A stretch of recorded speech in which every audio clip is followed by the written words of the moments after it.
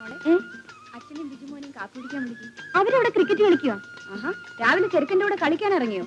പോയി വിളിച്ചോണ്ട് വാ. ശരി അമ്മേ.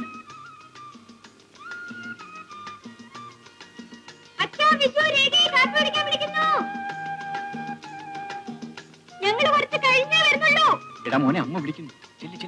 എപ്പോഴും കളിക്കാൻ തുടങ്ങുമ്പോഴേ ഒരു കാപ്പി കുടി.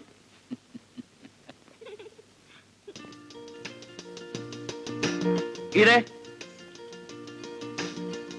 ഗീതേ, നീ എവിടെ പോയിരിക്കാ? എന്തെങ്കിലും ഉണ്ടെ വേഗം കൊണ്ടുവന്നേ. ഞാൻ അച്ഛനെ വിളിക്കാൻ പോയതാ. അങ്ങേരാ ചെറുക്കൻ്റെ കൂടെ തുള്ളാൻ പോയിരിക്കാ. വരാൻ താമസിക്കും, എനിക്ക് വിശക്കുന്നു. എന്തൊരു ധൃതിയാ. നിനക്കറിയത്തില്ലയോ ഞാൻ എല്ലാ കാര്യത്തിനും അല്പം ഫാസ്റ്റ് ആണെന്ന്. അവര് വരുന്നു. ഇന്ന് അച്ഛനും മോനോടെ കളിച്ചിട്ട് ആര് ജയിച്ചു? ഞാൻ ജയിച്ചു. ചേച്ചി, ഇന്നത്തെ സ്കോർ എത്രയാണെന്നോ? ബോയ്ക്കോട്ടിന്റെ ഒറ്റ ബോളിന് ഗവാസ്കർ സെഞ്ചുറി എടുത്തിരിക്കുന്നു. യെസ്, കളി ഗംഭീരമായിരുന്നു. It was a wonderful game. ഇല്ലടാ മോനെ, ചുമ്മാ കള്ളം പറയാതെ. ഇന്നത്തെ കളി ഇതോടുകൂടി അവസാനിച്ചിരിക്കുന്നു. എന്റെ പൂച്ചെണ്ടുകൾ. ആഹാ, നിങ്ങൾ വഴക്കിടാൻ തുടങ്ങിയോ? മോഹൻ എത്ര നേരമായി കാത്തിരിക്കുന്നു. മോഹനിരുന്ന് മുഷിഞ്ഞു കാണും. അവൻ ഇഡ്ഡലി കൊടുക്ക. എന്നൊരു ഇഡ്ഡലി. ഈ അമ്മയ്ക്ക് വേറെ ഒന്നും ഉണ്ടാക്കാറിയില്ല. ഇത് ക്രിക്കറ്റ് കളിക്കാൻ കൊള്ളാം. മോൻ ഏത്തയ്ക്കാ പുഴുങ്ങിയത് കൊടുത്തില്ലേ? ആഹാ, ഇവിടെ ആർക്കും ഒരു സ്പെഷ്യലും ഇല്ല. എന്താ എല്ലാരും കഴിക്കുന്നത് സാറിന് ഇറങ്ങത്തില്ലായിരിക്കും. അവന്റെ മോശം ഉണ്ടില്ലേ? ഗണപതിക്ക് ഇഷ്ടപ്പെട്ട വല്ലതും കൊടുക്കമ്മേ. ആരാടി ഗണപതി? ചക്കയുടെ ചവണി കിട്ടിയാലും അവൾ തിന്നോളും. ചക്കയാണെന്നും പറഞ്ഞു. അവളുടെ വയറ് കണ്ടില്ലേ? ഇത് കേട്ടോ അച്ഛ, പറയുന്നത് കേട്ടില്ലേ? എടാ, നാളെ സൺഡേ ആണ്, നമുക്ക് പിക്നിക്കിന് പോകണ്ടേ? ഇങ്ങനെ വഴക്കിട്ടാൽ ഞാൻ ആരെയും കൊണ്ടുപോകില്ല. ശരി അച്ഛ, വഴക്കിടില്ല. ഓ, ഇങ്ങനെ പിള്ളേരെ വഷളാക്കുന്ന ഒരു മനുഷ്യൻ.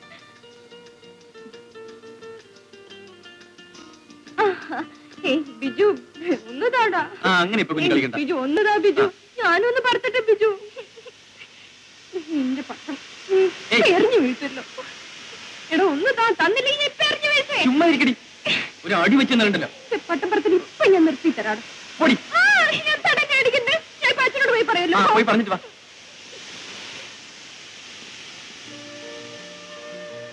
അച്ഛോ, ബോറടിക്കുന്നു അച്ഛോ. മോള് പോയി എന്തെങ്കിലും കളിക്കുക.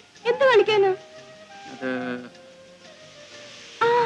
അച്ഛാ, ഒരു പുതിയ ഗെയിം ഞങ്ങൾ സ്കൂളിൽ കളിച്ചതാ. എല്ലാരും വേണം. ചേട്ടാ, ബിജു, ചേച്ചി, അച്ഛാ, അച്ഛൻ പേപ്പർ തരൂ.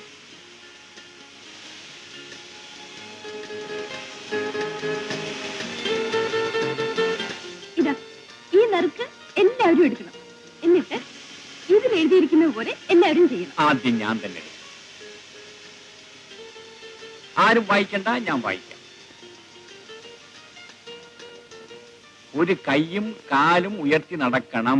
ആ ചെല്ല്.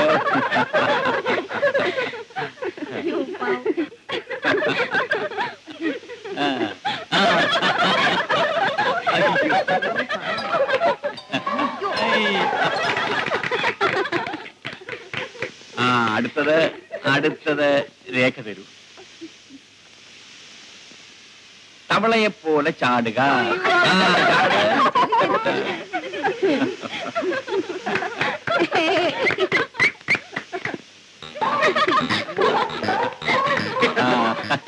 കൊടുക്ക്. റോക്ക് ആൻഡ് റോൾ ആടണം. എനിക്ക് പറഞ്ഞ പറ്റില്ല.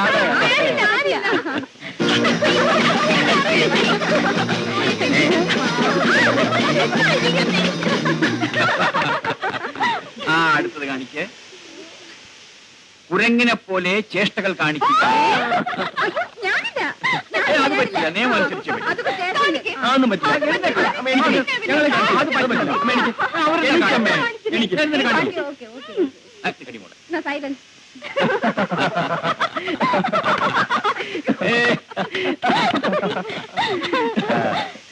റാണി കൂൾ കൂൾ, റാണി കൂൾ കൂൾ. ഞാൻ കൂവിയോ? നോക്കുന്നു. അമ്മ എങ്ങനെ കളിയാക്കുന്നത് തെറ്റല്ലേ? റാണി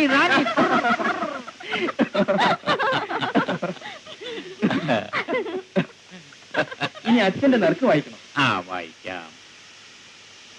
പാട്ട് പാടണം. മക്കളെ, എനിക്ക് പാടാൻ അറിയില്ല. അത് പറ്റില്ല. അച്ഛൻ പാടി തന്നെ. അത് പറ്റില്ല. പാടിയ പാടുന്നുണ്ട്. ശരി, പാടിക്കളയാം.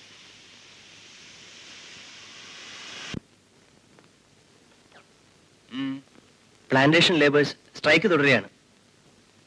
എന്തെങ്കിലും അനിഷ്ട സംഭവങ്ങൾ ഉണ്ടാകാൻ സാധ്യതയുണ്ടെന്നാണ് ഐ ഡി റിപ്പോർട്ട്. മുൻകരുതൽ എന്ന നിലയിൽ ഒരു കോണ്ടിജൻസി അങ്ങോട്ട് അയക്കും. ഇളമ്പള്ളൂർ കാവിൽ 10 ദിവസത്തെ ഉത്സവമാണ്. സ്റ്റേഷൻ പോലീസ് അവിടെ ഡ്യൂട്ടിയിലാണ്. ഓഹോ, റിസർവിൽ നിന്നും കുറെ ആളുകൾ നമുക്ക് ആവശ്യപ്പെടാം. സർ. പിന്നെ നമ്മുടെ ഭാഗത്തു നിന്നും ബലപ്രയോഗം ഉണ്ടാകരുത്. സർ. സോറി.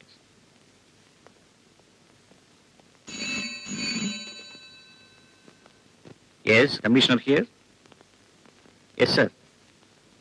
സർ, എന്ത്? കൊള്ളക്കാരുടെ ആക്രമണം ഉണ്ടാകുമെന്നോ? ഞാൻ നോക്കിക്കൊള്ളാം. കൊള്ളക്കാരെ പിടിക്കാൻ പോകുന്നു. അതിന് പോലീസുകാർ പോയാ പോരെ? എനിക്കും പോലീസിലാണ് ജോലി. നിങ്ങൾക്കെല്ലാം നിസ്സാരമാണ്. കൊള്ളക്കാരെന്തും ചെയ്യാൻ മടിക്കാത്തവരാ. കമ്മീഷണർ രാജശേഖരൻ തമ്പിയുടെ നേതൃത്വത്തിലാണ് സ്പെഷ്യൽ പോലീസ് നിയമിച്ചിരിക്കുന്നത്. മിസ്സിസ് തമ്പി പോകരുതെന്ന് പറഞ്ഞതുകൊണ്ട് ഞാൻ പോകുന്നില്ല എന്ന് പറഞ്ഞോട്ടെ. ഇവിടെ നിങ്ങൾ ഒരു കമ്മീഷണറേ ഉള്ളൂ? അല്ല, വേറെയുമുണ്ട്. അവർക്കും എന്നെപ്പോലെ ഭാര്യയും മക്കളുമുണ്ട്. പ്രഭേ, നാടിന്റെ രക്ഷയ്ക്ക് വേണ്ടി ഈ യൂണിഫോം എന്ന് ധരിച്ചോ അന്ന് മുതൽ ഞാൻ മാത്രമല്ല, എന്റെ കുടുംബാംഗങ്ങൾ വരെ എന്തും നേരിടാൻ തയ്യാറായിരിക്കും. ഒന്നും അറിയാത്ത പാവപ്പെട്ട ഗ്രാമീണരെയാണ് അവർ കൊള്ളയടിച്ചും കൊലപ്പെടുത്തിയും നശിപ്പിക്കുന്നത്. അവരെ വെറുതെ വിടണമെന്നാണോ നീ പറയുന്നത്? ഞാൻ ഈ നാടിന്റെ ഒരു എളിയ സേവകനാണ്. ഓരോ മനുഷ്യന്റെയും സ്വത്തിനും ജീവനും സംരക്ഷണം നൽകാൻ ഞാൻ കടപ്പെട്ടവനാണ്. അതിനാപത്താണെന്ന് കണ്ടാൽ സ്വന്തം ജീവൻ കൊടുത്തും കടമ നിർവഹിക്കാനുള്ള ബാധ്യത എനിക്കില്ലേ?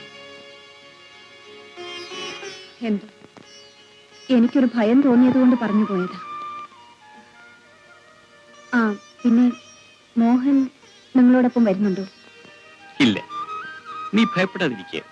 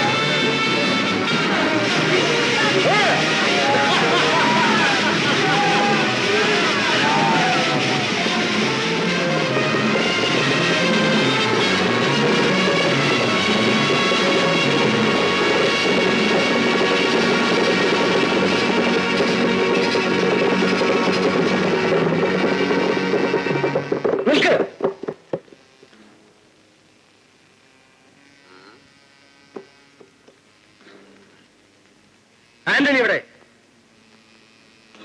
നിങ്ങൾ പോയിക്കോ, ഞാൻ നോക്കിയിട്ട് വരാം.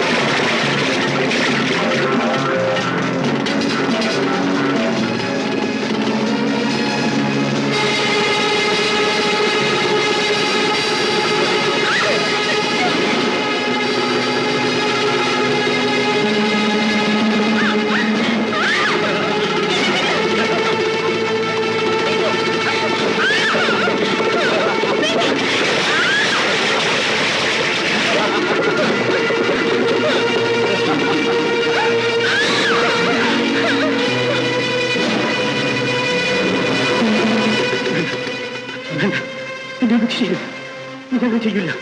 വേണ്ട വേണ്ട, എന്നൊന്നും ചെയ്യില്ല. പെണ്ണുങ്ങളെ ഉപദ്രവിക്കരുതെന്ന് ഞാൻ പറഞ്ഞതാ. നീ ആ നിയമം ലംഘിച്ചു. ഞാൻ ചെയ്യില്ല. വേണ്ട വേണ്ട, എന്നൊന്നും ചെയ്യില്ല.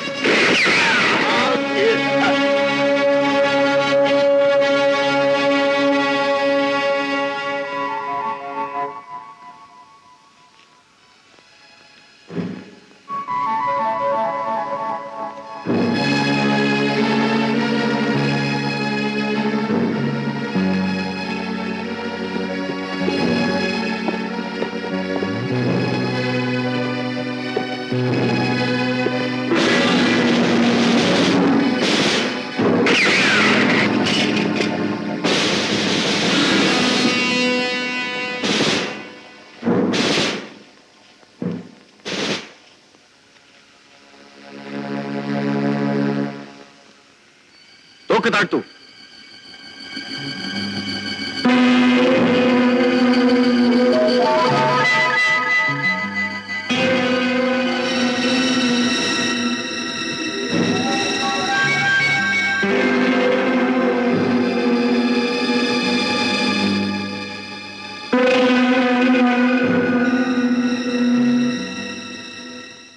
പോകൂ. പോകാൻ പോകാൻ.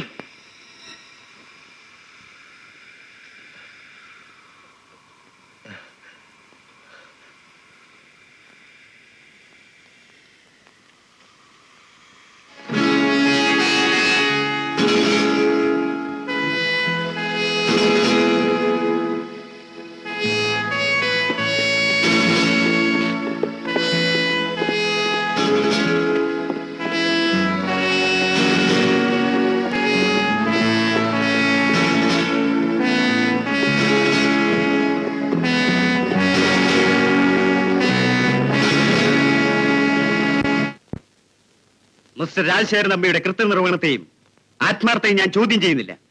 പക്ഷെ കൊള്ളക്കാരനായ ഗംഗയെ വിട്ടയച്ചത് ഗുരുതരമായ കുറ്റമാണ്. അയാൾ ഈ നാടിന്റെ ചാവുമാണ്, പോലീസിന്റെ ഏറ്റവും വലിയ തലവേദനയും. നിരായുധനായ അയാളെ കിട്ടിയപ്പോൾ അറസ്റ്റ് ചെയ്യാമായിരുന്നു. കൊള്ളക്കാർക്ക് ആയുധം കൊടുക്കുന്നതിലും റിപ്പോർട്ടുകൾ എത്തിച്ചു കൊടുക്കുന്നതിലും പോലീസിന്റെ പേരിൽ ഇപ്പോൾ തന്നെ പല ആക്ഷേപമുണ്ട്. ആ നിലയ്ക്ക് ഗംഗയെ വിട്ടയച്ചത് കൂടുതൽ ആക്ഷേപങ്ങൾ കാരണമാകും. ഇതേപ്പറ്റി തമ്പിക്ക് പറയാനുള്ളത് എന്താണെന്ന് കേൾക്കാം. ഗംഗ കൊള്ളക്കാരനാണ്, പക്ഷേ അയാൾക്കൊരു ഹൃദയമുണ്ട്. സാഹചര്യങ്ങൾക്ക് മാറ്റമുണ്ടായാൽ തിരുത്തിയെടുക്കാവുന്ന ഒരു മനുഷ്യനാണ് അയാൾ എന്നെനിക്ക് തോന്നി. മിസ്റ്റർ തമ്പിയുടെ അഭിപ്രായങ്ങൾ കേൾക്കാൻ സുഖമുണ്ട്, പക്ഷെ അത് പ്രയോഗിക്കാൻ പറ്റില്ല. മാത്രമല്ല, പോലീസിന്റെ ഭാഷയും ഇതല്ല. കുറ്റവാളികൾ ശിക്ഷിക്കപ്പെടണം, അതിന് കിട്ടാത്ത ഭീകരന്മാർ കൊല്ലപ്പെടണം. പോലീസ് ആക്ട് അനുസരിച്ച് ഗംഗയെ വിട്ടയച്ചത് ഗുരുതരമായ കുറ്റമാണ്. എക്സ്ക്യൂസ് മീ സർ, ഏത് നിമിഷവും ഗംഗയെ ജീവനോടെയോ അല്ലാതെയോ കൊണ്ടുവരാൻ എനിക്ക് കഴിയും. അതിനു മുമ്പ് എനിക്ക് ചിലത് പറയാനുണ്ട്. എത്രയോ കൊള്ളക്കാരെ നാം വെടിവെച്ചു കൊന്നു, എത്രയോ പേരെ പിടിച്ച് ജയിലിലിട്ടു. എന്നിട്ടും കൊള്ളക്കാരുടെ എണ്ണം കുറഞ്ഞിട്ടില്ല. അത് ദിവസം തോറും കൂടുന്നതേ ഉള്ളൂ. എത്രയോ പോലീസുകാർ കൊല്ലപ്പെട്ടു, എത്രയോ കുടുംബങ്ങൾ നിരാലംബമായി, എത്രയോ ഗ്രാമങ്ങളാണ് പ്രതികാരവരിയിൽ കൊള്ളക്കാർ ചുട്ടരിച്ചത്. ഇത് പരിഹരിക്കാൻ നമുക്ക് മറ്റു മാർഗങ്ങൾ നോക്കിക്കൂടെ? തോക്കിന്റെയും ലാത്തിയുടെയും ഭാഷ മാത്രമല്ല പോലീസിന്റേതെന്ന് നമുക്ക് തെളിയിച്ചുകൂടെ? What do you mean? ഞാൻ മനസ്സിലാക്കിയിടത്തോളം ആരും കുറ്റക്കാരാകാൻ മനഃപൂർവ്വം ആഗ്രഹിക്കുന്നില്ല. സാഹചര്യങ്ങളാണ് അങ്ങനെ ആക്കി തീർക്കുന്നത്. അവർക്ക് നല്ലൊരു ജീവിതം കൊടുത്താൽ സമൂഹത്തിലേക്ക് അവർ തിരിച്ചു വരുമെന്ന് തെളിഞ്ഞിട്ടുള്ളതാണ്. വിനോബാജി തെളിയിച്ചതുമാണ്, നമ്മുടെ സർക്കാർ സമ്മതിച്ചതുമാണ്. ഗംഗയും കൂട്ടരെയും അങ്ങനെ തിരുത്തിയെടുക്കാൻ കഴിയുമെന്ന് ഞാൻ വിശ്വസിക്കുന്നു. അതിന് ഗവൺമെന്റിന്റെ അനുവാദം കിട്ടിയാൽ നമുക്ക് ശ്രമിക്കാം. Thank you sir.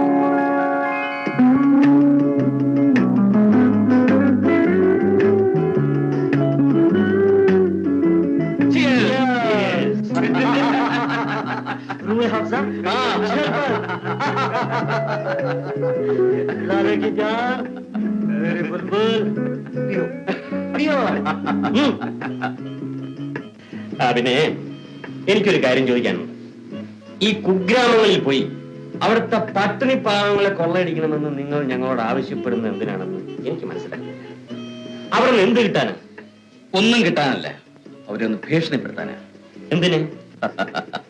അതൊന്നും നിങ്ങൾക്ക് മനസ്സിലാവില്ല. തെരഞ്ഞെടുപ്പ് വരാൻ പോവല്ലേ, പണം മാത്രമല്ല ആവശ്യം, ജനപിന്തുണയും ആവശ്യമാണ്. ഗംഗ ഒന്ന് വിരലനക്കിയാൽ അവര് നമ്മുടെ പുറകിൽ അണിനിരക്കണം.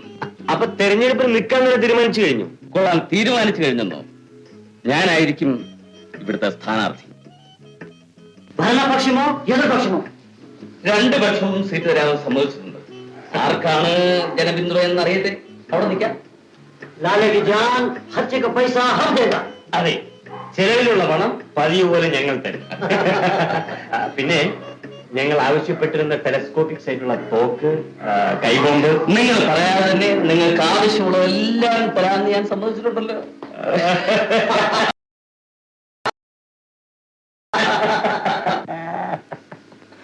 ഈ ഉർവശി മേനകമാർക്ക് വേണ്ടി ഞങ്ങളിവിടെ വരുന്ന കാര്യം ഗംഗ അറിയരുത്. എനിക്കറിയില്ലേ അവന് ജീവിതം ആസ്വദിക്കാൻ അറിയില്ലെന്ന്. എന്നാലും അവൻ നിങ്ങൾക്കൊരു നേതാവ്.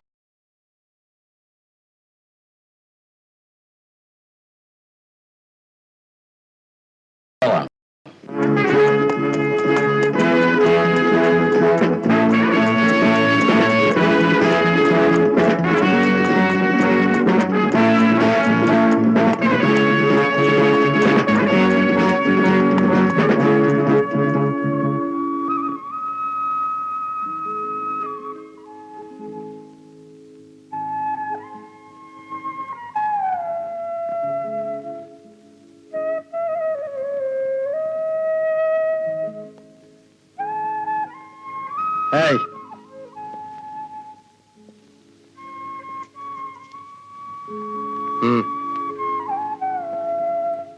നാ.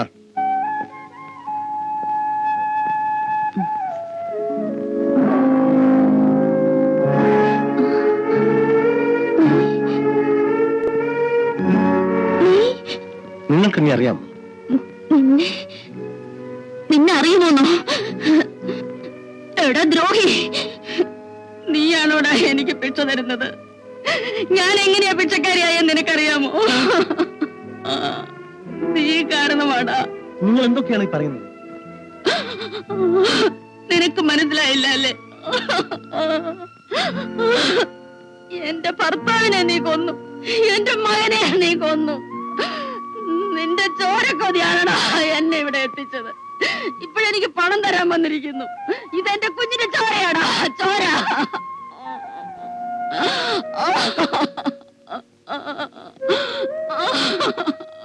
നീ എത്ര ദൈവത്തെ വിളിച്ചാലും പ്രയോജനമില്ല. ഇതിന്റെ ശിക്ഷ നീ അനുഭവിക്കും. നീ എവിടെ പോയി ഒളിച്ചാലും ദൈവം നിന്നെ വെറുതെ വിടില്ലടാ. എന്റെ ഭർത്താവിനെയും കുഞ്ഞിനെയും കൊന്നതുപോലെ നിന്നെ ആരെങ്കിലും വെട്ടി നുറുക്കി കൊല്ലുവേടാ.